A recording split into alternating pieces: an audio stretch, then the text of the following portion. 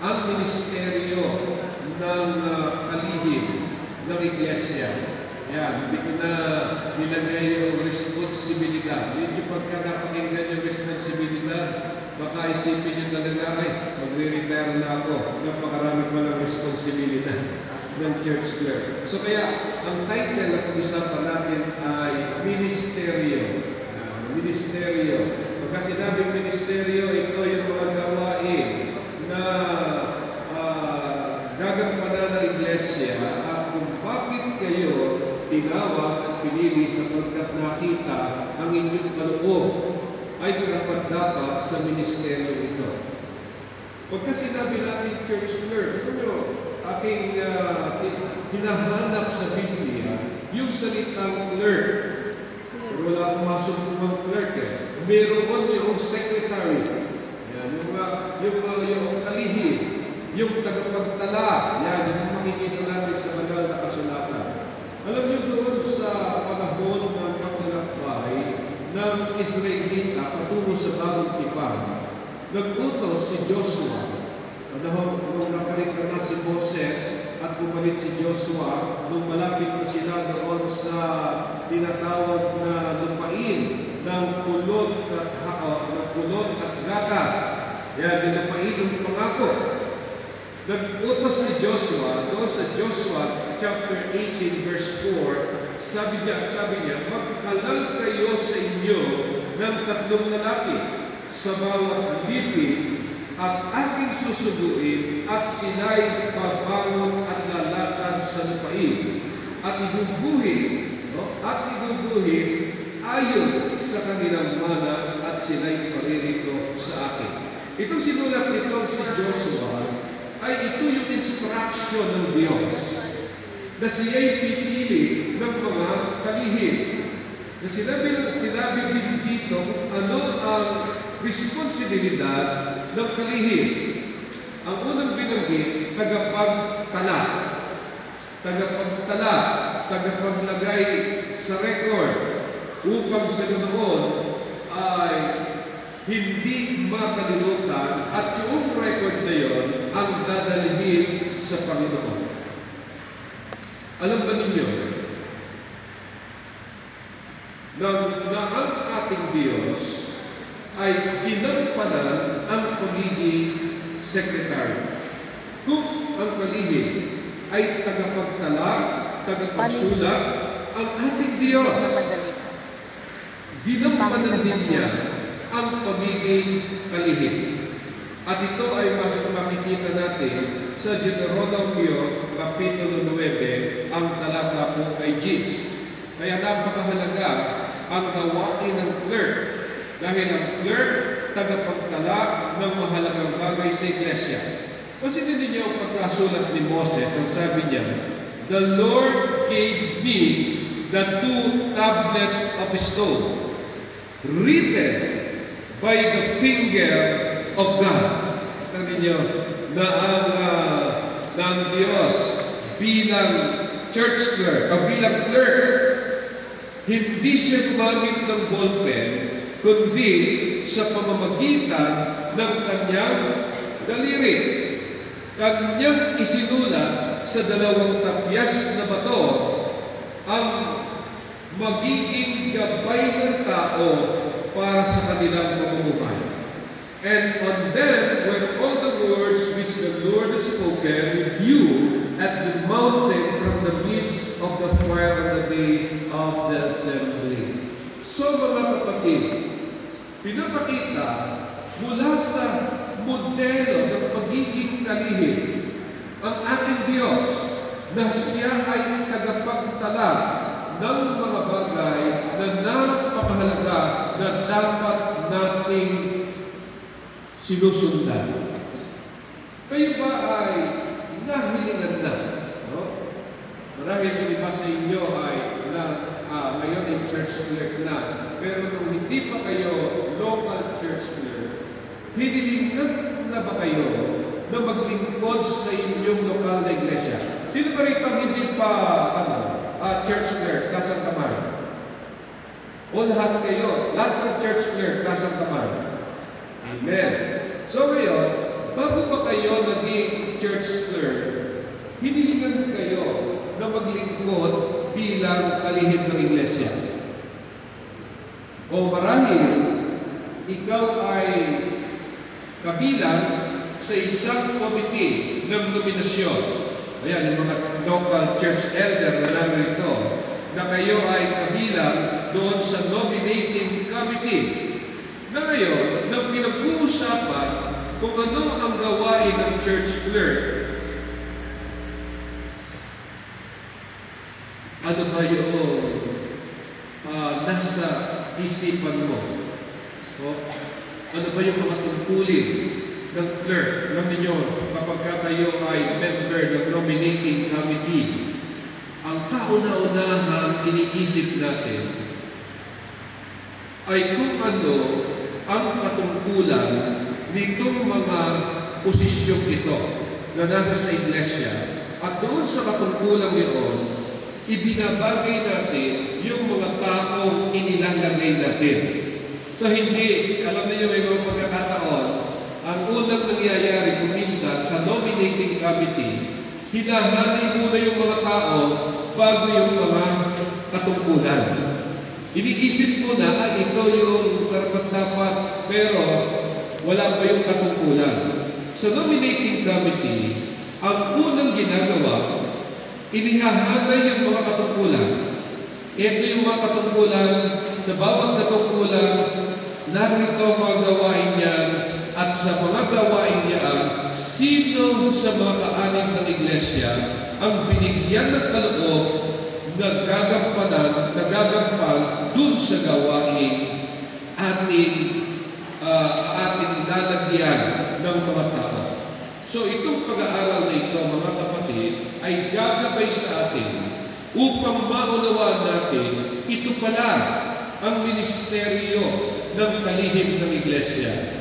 At sa mga church clerk na narito, maiisip natin, ito pala yung mga gawain ko na dapat kong gawin upang maging maayos ang pagpapatakbo ng iglesia. Ang papel ng kalihim ng simbahan ay dapat maging pamilyar sa pamamaraang ginagamit sa pag-uulat at pag-organize ng mga talaan ng lokal na iglesia. Yan.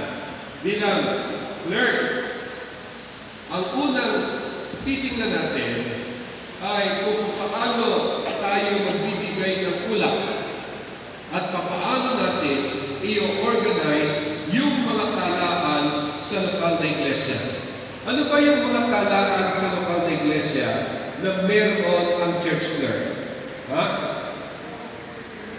Church book, record book, na meron tayo sa iglesia. Kaya nga doon sa atin ngayon, may mga magbabago na doon sa yung nasa sa church record book, dapat yun ay naroon din sa ACMS. Dahil ang pinagbabasihan ngayon sa ating home membership record, ang mga nakatala sa ACMS. Kaya babantayan ninyo na dapat yung mga nakatala sa church record book, nakatala din doon sa ACMS. Yung ACMS, ito ay pambuong sanlibutan. Dahil kapag ginamit nyo ito, pag kinlik yung pangalan ng isang tao doon sa ACMS, makikita doon kung saan siya miyembro, saan siya, kung kailan siya nabautismuhan, at ito'y nalalaman ng lahat ng mga clerk sa buong sanlibutan. Bakit nalalaman nila? Dahil para hindi nadodoble ang membership ng ating iglesia. Kaya kapag bibinyagan yung isang kaanin, ang clerk ang may hawak ng baptismal board, hindi yung pastor. Ang clerk ang may hawak ng baptismal board. Pagkatapos na iayos ng pastor, ibibigay sa clerk, at ang gagawin ng clerk ay kanyang titingnan yung mga pangalang iyon kung nasa ACMS. Para kung malaman niya na kung yung mga magpapabaptize ay mga binyaga na hindi natanggal doon sa talaan ng iglesia. Para nun, hindi siya madodoble sa pagtatala sa membership. Kabahan niyo mga kapatid? Ang naging problema natin ngayon, maraming mga doble-doble ang membership. Kaya lumobo ng lumobo ang ating home membership record na yung mga tao ay daladalawa yung kanilang mga membership.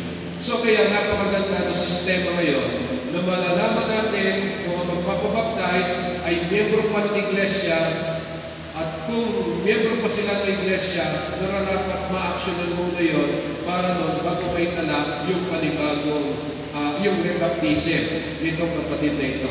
So ito yung isa sa mga nararapat bantayan ng ating mga lokal na church clerk. Yung paraan ng pag-uulat at pag-organize ng talaan ng lokal na iglesia. So ang karanasan sa pagtatrabaho ng mga bagay na ito ay napakahalaga na ginagawa ngayon sa mga computer. Yan, isang paraan na dapat talaga ang mga clerk ay magkaroon ng kaalaman kung paano gumamit ng computer para yung mga records ng mga pangalan ng mga kapatid ay mailagay sa ACMS. So, mayroon pa tayo dito ng mga kapatid na may challenge sa paggamit ng computer. Meron pa ba dito? O lahat kayo? O ilan na lamang? Doon sa mga may challenge sa paggamit ng computer, kayo po ay mag-elect ng associate ninyo na mayroong kaalaman tungkol dito sa paggamit nito para doon ay may saayos yung membership record natin sa ACMS. So kaya doon sa mga mayroong problema sa ganyan, o baka naman kahit marunong kayo sa computer, ay kung walang computer, isa din problema yun. Dito lahat may computer, lahat ng mga walang computer papasok na ba? Wala. Pastor, tama. O ilan na lang pala. Pastor Joby, ilan na lang yung wala pang computer sa church. Yung mga kapatid na ito, isama mo bukas sa SM para magkaroon ng computer. Pero kayo magbabayad. Magamit nila sila natin. Okay. Ngayon, bilang clerk, tulad ng binanggit ko, kayo po ay responsable na titiyakin ninyo na maingatan ang lahat ng mga pinag-uusapan sa iglesia. Yung mga minutes ng church, dapat siyang naidokumento ng maayos. Kung may mga challenge kayo sa paggawa ng minutes, we are willing to help you mga kapatid. Pwede namin kayong padalahan ng mga sample, pwede namin kayong padalahan kung paano ginagawa yung isang item na gagamitin sa pagpupulong ng inyong local church board. Sapagkat gusto nating matiyak na ang talaan ng iglesia ay naiingatan at ang pulong ng kabuuan ng iglesia ay naidokumento. Meron tayong dalawang pulong na mahalaga sa iglesia. Una, ang church board. Ikalawa, ang business meeting. Ngayon, ang local church board, every month nagmi-meeting. So kaya ang church clerk ang tagagawa ng kanilang mga pag-uusapan. Siya yung maghahanay ng pag-uusapan, siya rin yung magre-record ng napag-usapan. Kaya meron kayong record book na doon, tinatala ninyo, ito yung pinag-usapan at ito yung dapat kasunduan. May pagkakataon, itong mga business meeting na ito, maaaring tinatakda once in a quarter. Ano ba yung mga pinag-uusapan sa business meeting?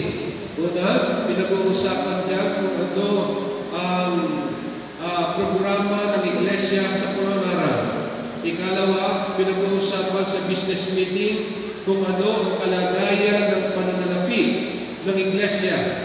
Ikatlo, pinag-uusapan kung ano ang kalagayan ng mga kahanin sa iglesia. Ikaapat, yung proyekto ng iglesia. So, 4 na mahalagang bagay ang pinag-uusapan sa business meeting, sa regular business meeting. Pero, may pagkakataon na ang elder ay tumatawag ng business meeting. Sa anong sitwasyon? Mga elder, na wala ito sa regular na business meeting, pero may pagkakataon na tatawag kayo ng business meeting. Ano yung sitwasyon yun? No, ang discipline ginagawa yan sa regular business meeting. Ano yung business meeting?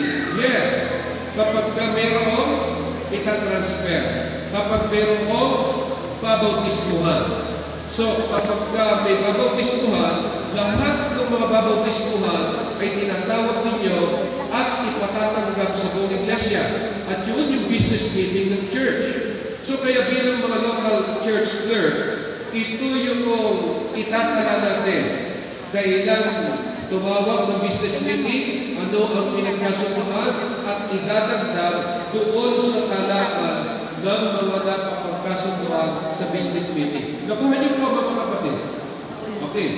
So, sumunod, yung pag-aayos ng listahan o pagbabago ng numero. Isa rin ito sa responsibility ng ating church clerk. Ito yung ministeryo ninyo sa iglesia na tinitignan ninyo yung pagbabago ng ating record. Siguro, ang ilan sa inyo nakadalo na sa training na ginawa natin kung paano iaayos ang mga kaanib sa mga kategorya ng attending member, non-attending member, for transfer, missing, and for discipline. So, meron 5 categories. Ang ating pagsasaayos kung saan nararapat ang mga kaanib ng iglesia. Attending member. Ano ba yung attending member? Kasi, pag pinag-usapan natin, yung kalagayan ng mga kaanib sa iglesia, dalawang bagay lang active and non-active members ng church. Pero malaking tanong natin, yung pagminsan lang dumalo sa church, active ba siya or inactive?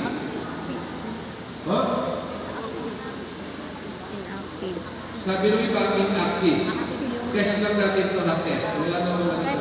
Lahat ng sakayo, doon sa minsan o 2 beses at hanggang 5 beses na dumadalo ang kaanib sa church sa loob ng 1 taon, siya ba ay active o inactive? Lahat yung sasabing active, taas ang kamay. Yung nagsasabing inactive, taas ang kamay. Okay. So, meron ang nagsasabing active, meron ding inactive. Ngayon, sa church natin, kapag ang kapatid hindi na ilagay sa talaan ng missing and discipline, active pa rin siya.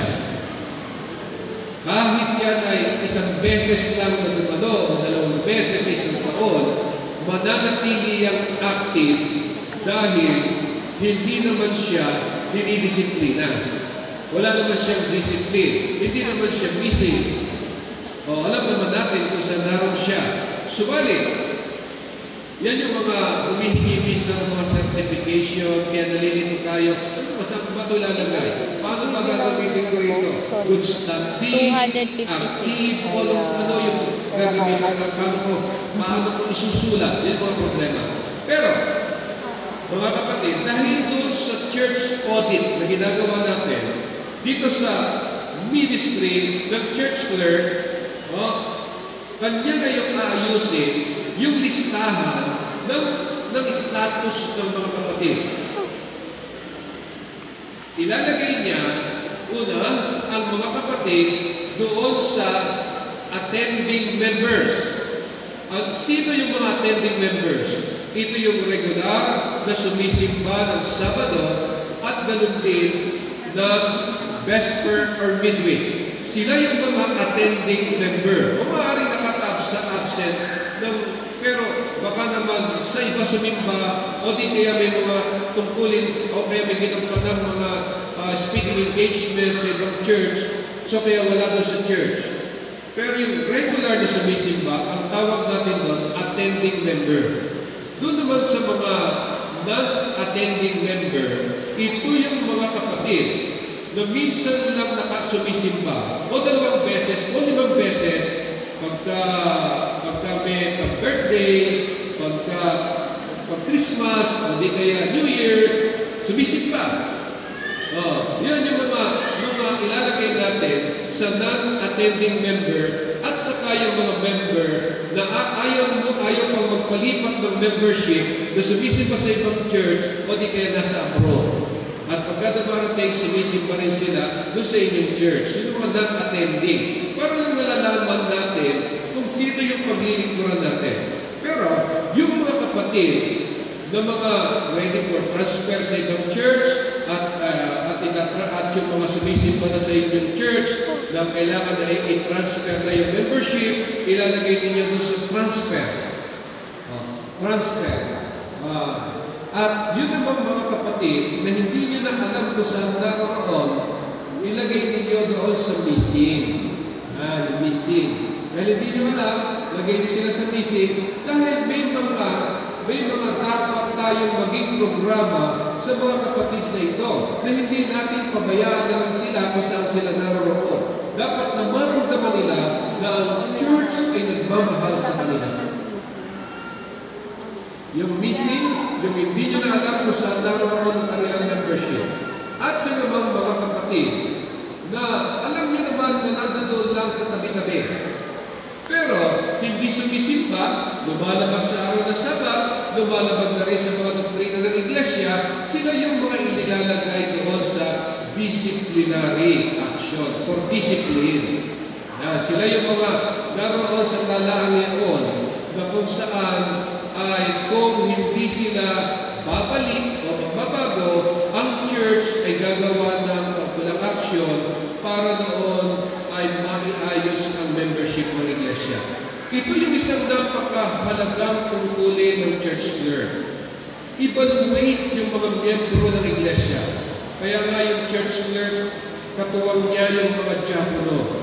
Di ba? Yung mga diakono, hindi lamang tagasulat kung saan dapat ang mamaanin, kundi every Sabbath, sinusulat niya kung ilan yung nakakasamba ng mga kapatid sa Sabbath school at ganoon din sa divine worship. Pero hindi naman every Sabbath, kundi kahit second Sabbath and 7th Sabbath.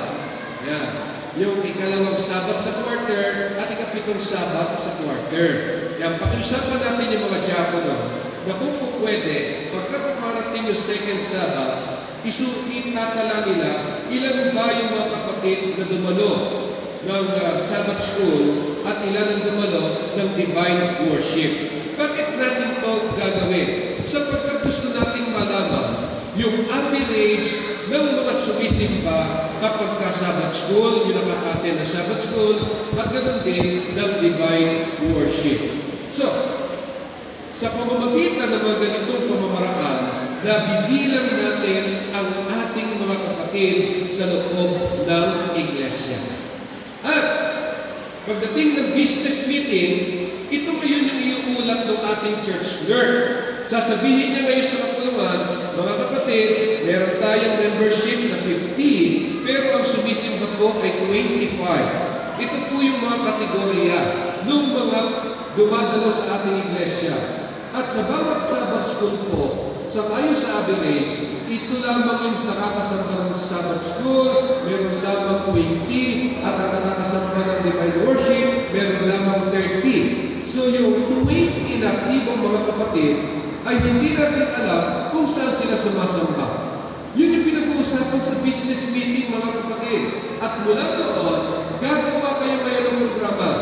Sa maaaring sabihin ng elder ng church, ito ngayon yung project ng Sabbath School Department na yung mga 30 na mga kapatid na hindi nakakasamba tuwing Sabbath School, gawan nyo ng programa at pag-uusapan natin sa church board para magkatulong-tulong tayo na ma-encourage natin ang mga kapatid na makadalo tuwing araw ng Sabat. Did you see that ang napakahalagang ministry ng ating mga clerk, mga kapatid?